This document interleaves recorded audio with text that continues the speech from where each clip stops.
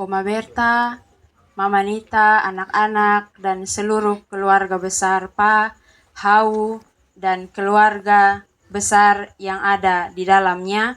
Salam.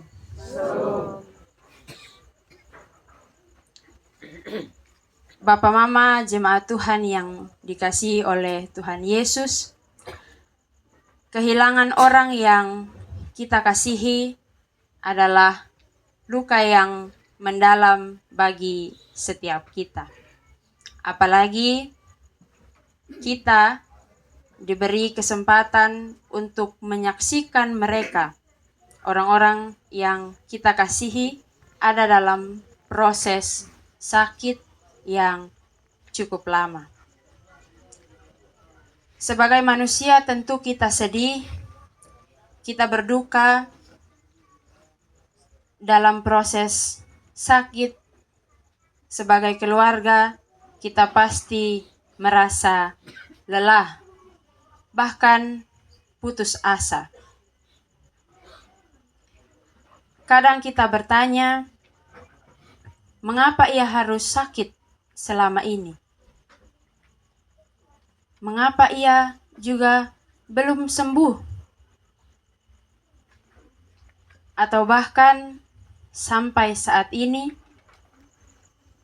kita juga bertanya, ketika duka kita alami, kita bertanya, mengapa ia harus pergi?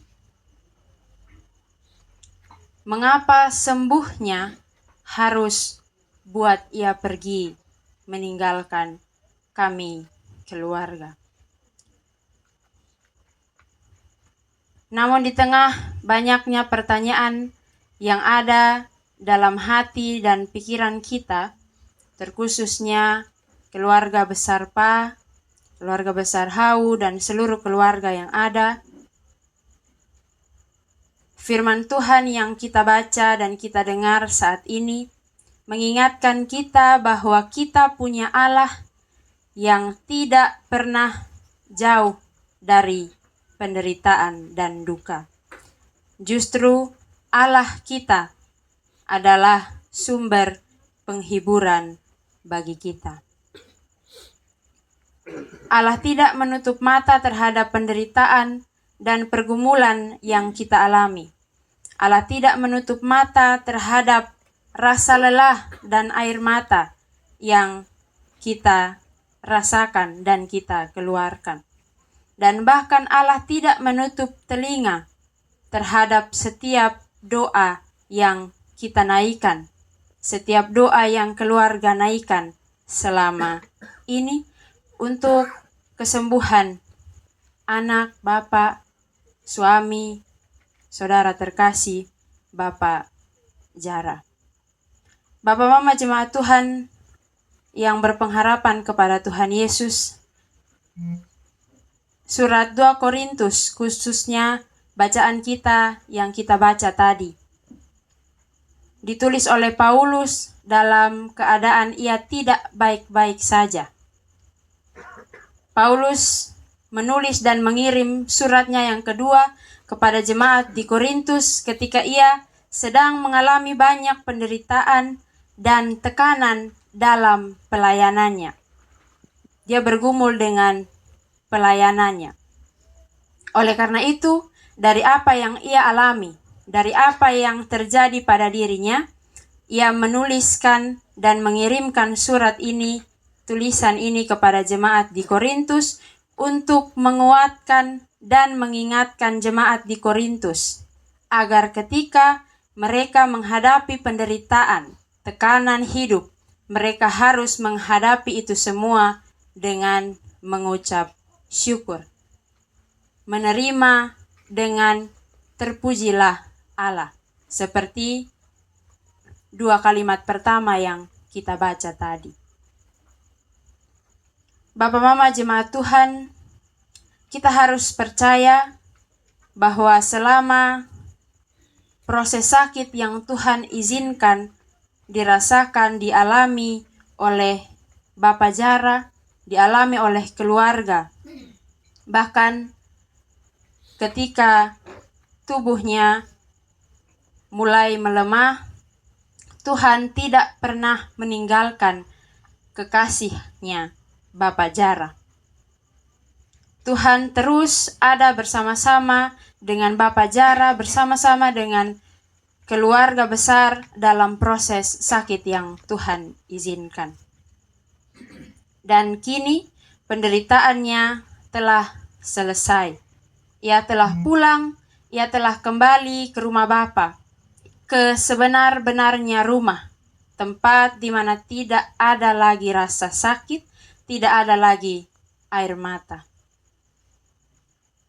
Firman Tuhan yang kita baca, seperti yang beta bilang tadi, dibuka dengan dua kata, terpujilah Allah. Kadang dalam hidup kita lebih sering dan lebih bisa untuk bilang puji Tuhan kalau kita dapat sesuatu yang menurut kita baik. Kita gampang omong puji Tuhan kalau itu baik. Atau itu buat kita senang dan sukacita. Puji Tuhan jadi kata yang begitu sulit untuk kita ucapkan ketika ada dalam duka dan penderitaan. Kalau kita ingat salah satu tokoh dalam Perjanjian Lama, tokoh namanya Ayub. Ayub itu dia kehilangan harta benda, kehilangan banyak hal dalam hidupnya, anak-anaknya, dan pada akhir itu di Ayub 1 ayat 21 dia bilang, Tuhan yang memberi, Tuhan yang mengambil, terpujilah nama Tuhan.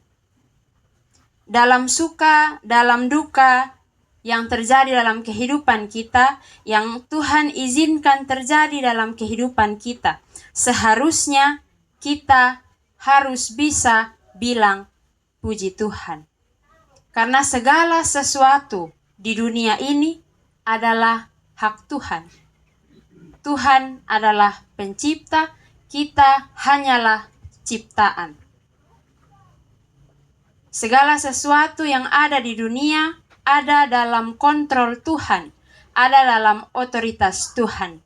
Terpujilah Tuhan dalam awal firman yang tadi kita sudah baca, menjadi penegasan dari Rasul Paulus bahwa penghiburan yang sejati hanya datang dari Allah.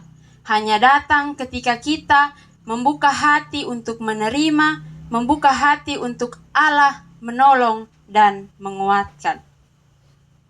Dan dalam kehidupan kita manusia, terutama penghiburan yang sejati itu akan datang bagi kita saat mengalami penderitaan yang bahkan tidak dapat kita jelaskan atau tidak dapat kita hindari. Salah satunya adalah duka.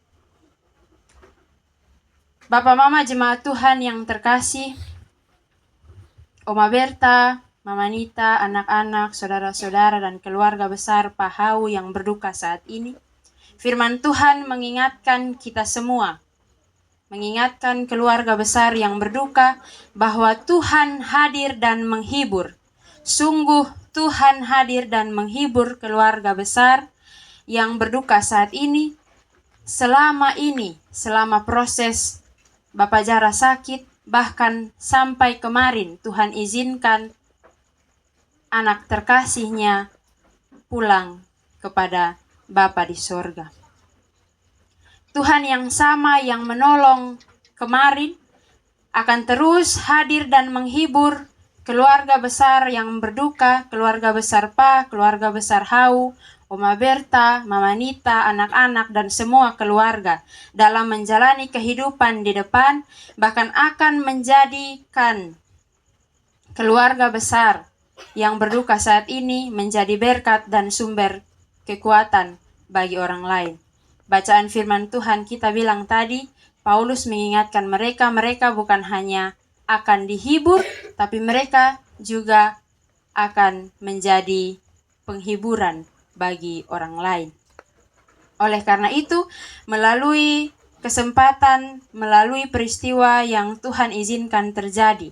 Duka cita yang Tuhan izinkan terjadi dalam keluarga besar Pahau, Oma Berta, Mama Nita, anak-anak dan semua keluarga saat ini, itu akan menjadi kesaksian bagi banyak orang, bagi kita semua di sini, bahwa Tuhan ada, Tuhan hadir dalam penderitaan dan duka cita. Firman Tuhan juga mengingatkan kita semua saat ini menjadi dasar dan keyakinan bahwa penderitaan dan duka cita tidak menghapus kasih Tuhan sedikit pun dalam hidup kita.